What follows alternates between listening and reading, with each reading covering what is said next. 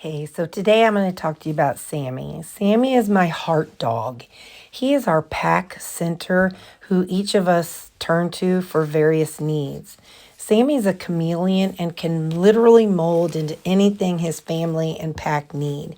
He goes from being a playmate to a protector to a face and ear cleaner. He's a comforter. He loves to give kisses. He's a nanny. You name it. Sammie can fit the mold in times of his pack's needs. Whatever the pack needs, he can mold into it. Sammie was a rescue from the local Humane Society. He has no backstory from before they got him. His original foster mother thinks that more than likely he was a stray that was picked up in 2018. He came to Humane Society in 2018 and he tested positive for heartworms.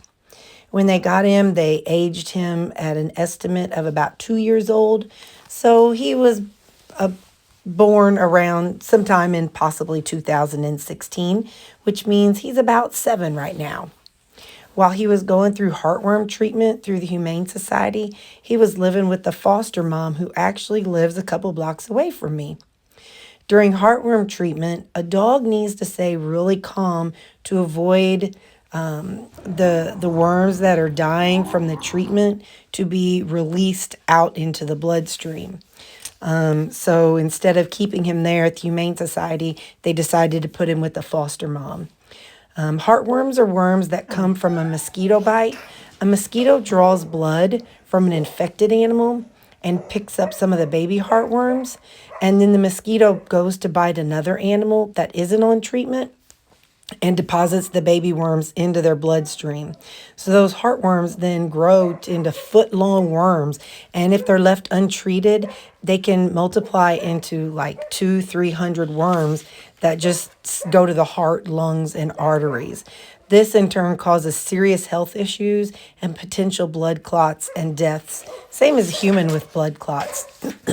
While on treatment, the dog has to be calm to prevent the dead worms from being released into the bloodstream too quickly, which could then cause a blood clot and lead to a sudden death or chronic health problems.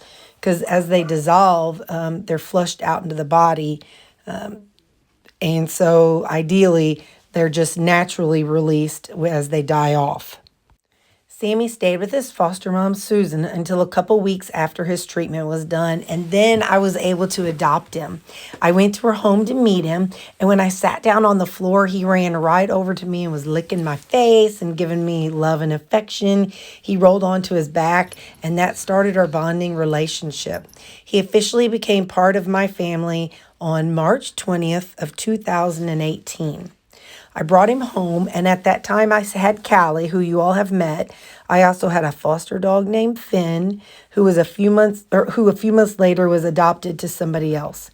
And then I had a dog named Abby. She ended up having a brain tumor and was put to sleep July of that year. So 4 months later, Abby left our family. When Sammie came into my backyard to meet his new siblings, he plopped onto his back, exposing his belly in a submissive position, letting all the others know that he wasn't aggressive and he wanted to let them all smell him. And then after they were done, he got up and they played and ran, and he was immediately loved by all of his new siblings, especially Callie, who you see him playing with all the time. They have been best friends ever since that day. All the other dogs, they want to be near him. He's the one that each dog gravitates to when they're feeling frisky. He knows how to play with each one. Each dog has their own play style.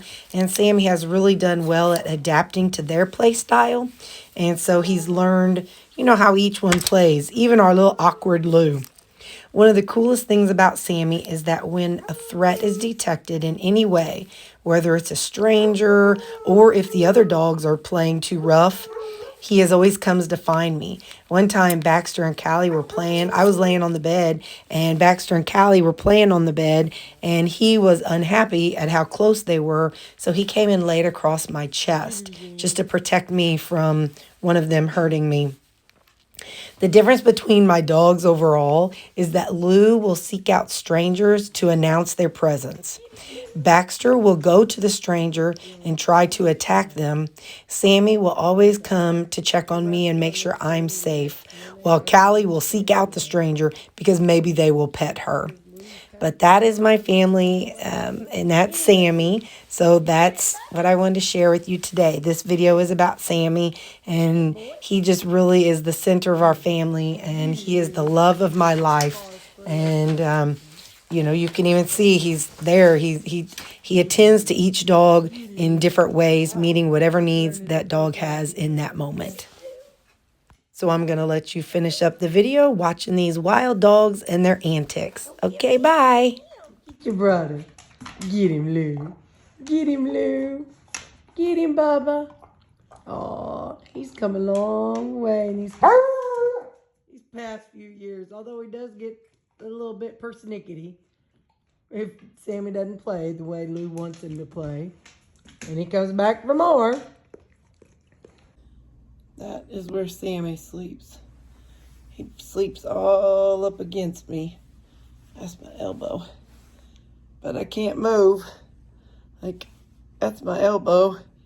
And my butt's right there. So I can't turn over or anything. And he pushes me closer to the edge of the bed. So, yeah, that's where my sweet Sammie sleeps. He has to sleep pressed up against me all night. He's the reason why I have my air conditioner on 68 degrees in the middle of summer. I should not have it down that low, but he's pretty hot-blooded, so he keeps me warm in the summertime and wintertime in bed. This boy right here, this boy right here, he's my cuddle bug. He's the love of my life. Yeah, he says, just rub my belly. You can say all you want to say, just love the belly. Just love that old sweet belly. He's got a reverse skunk, guys. He's a reverse skunk stripe. It's on his tummy instead of his back. He's my Oreo. He's my sweet Oreo.